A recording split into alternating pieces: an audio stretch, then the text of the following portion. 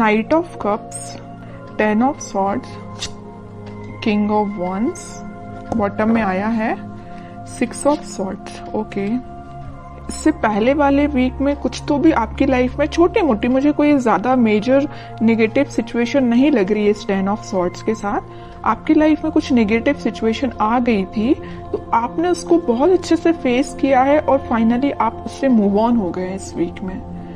और मुझे लग रहा है कि इस वीक में देखिए नाइट ऑफ कप्स और किंग ऑफ वॉन्ड्स के साथ आप किसी को ऑफर देने का सोच रहे हैं या किसी से एक्सेप्ट करने का सोच रहे हैं ऑफर।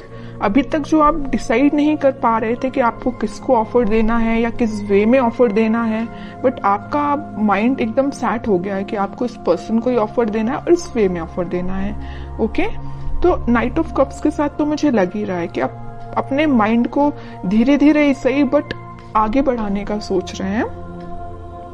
और किंग ऑफ वॉन्ड्स के साथ आप या आपके पार्टनर में भी कुछ प्लेफुल एनर्जी में रहते थे, कभी सीरियस नहीं हुए, आपकी बातों को कभी सीरियस नहीं लिया या आपने अपने पर्सन की बातों को कभी सीरियस नहीं लिया।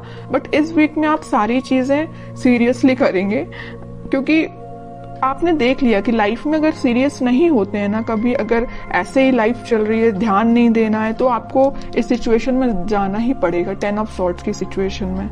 इसलिए आप थोड़े से एक मैच्योरिटी टाइप की आपके अंदर आ गई है कि आपने डिसाइड किया है जो भी आपके डिसीजंस होंगे सोच समझ के आप लोगे। ऐसे ही नहीं कि किसी को भी ऑफर दे दिया या कोई भी अपनी लाइफ का बड़ा डिसीजन भी ऐसे ही अपने मन से ले लिया, ऐसे नहीं करोगे। आप बहुत ज्यादा उस पर सोचोगे, विचारोगे, उसके बाद एक्शन लोगे। ये आप में एक मैच्योरिटी मुझे दिख रही है।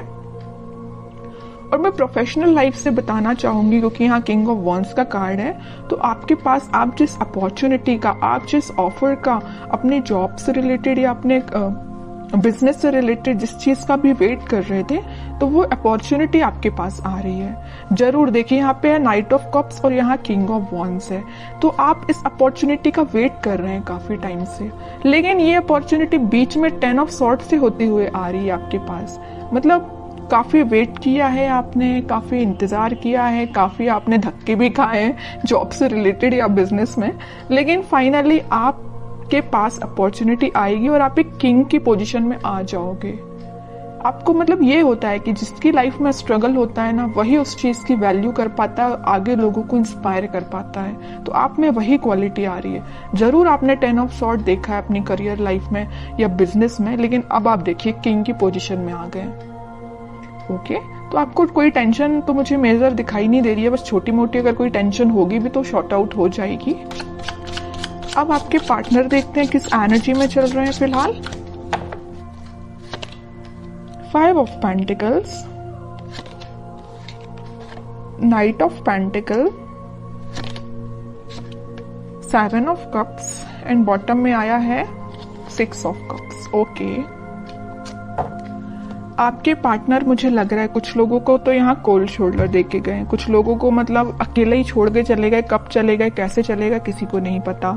आप भी सोच रहे हो कि भाई ऐसा कैसे हो सकता है, अचानक से उस पर्सन का पता ही नहीं है कहाँ चला गया है ना।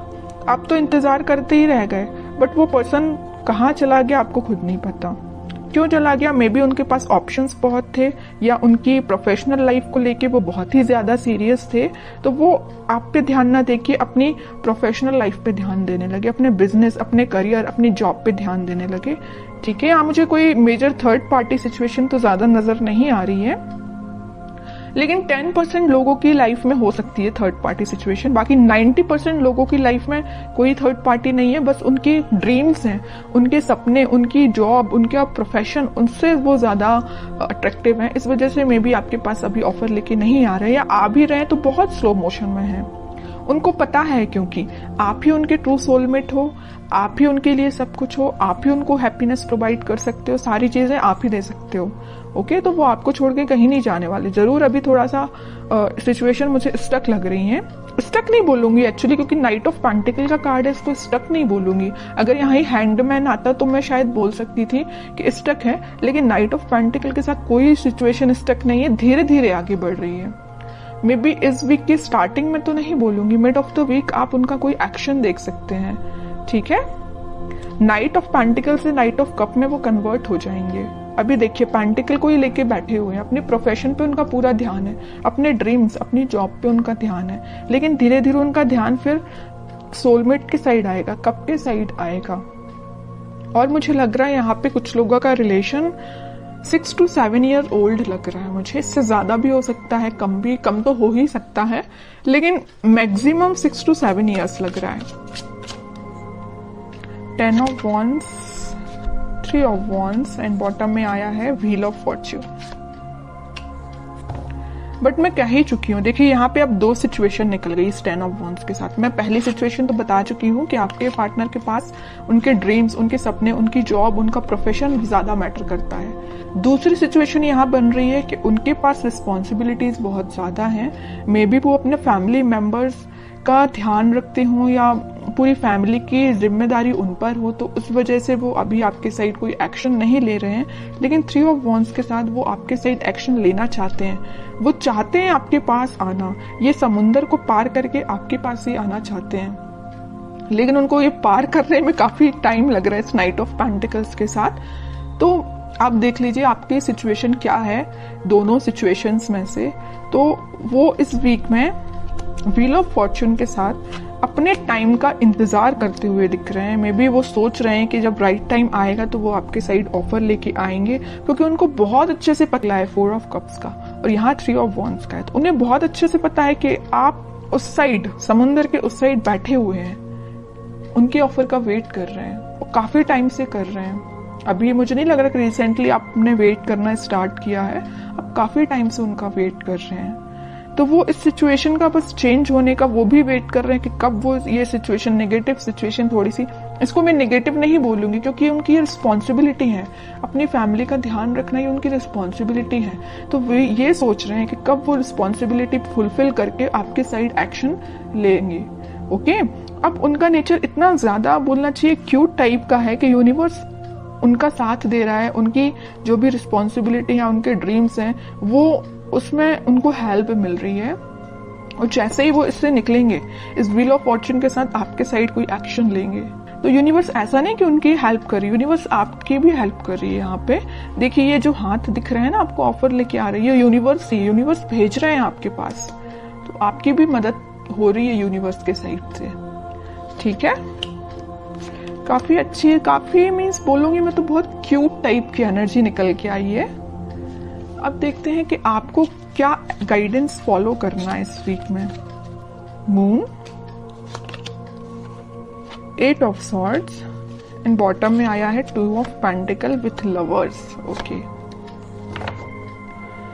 आपकी एनर्जी तो लग रही है मुझे काफी ज्यादा आप इमोशनल काइंड के बंदे हैं।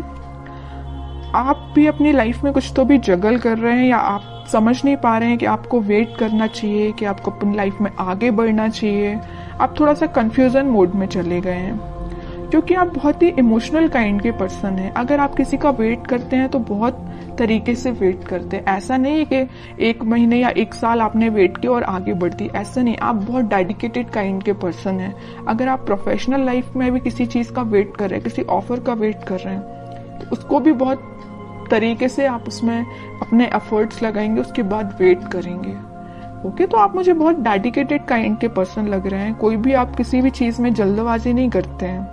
तो आप अपनी लाइफ के डिसीजंस पर पॉजिटिव तरीके से लीजिए, बाकी सब भगवान पे छोड़ दीजिए, यूनिवर्स पे छोड़ दीजिए।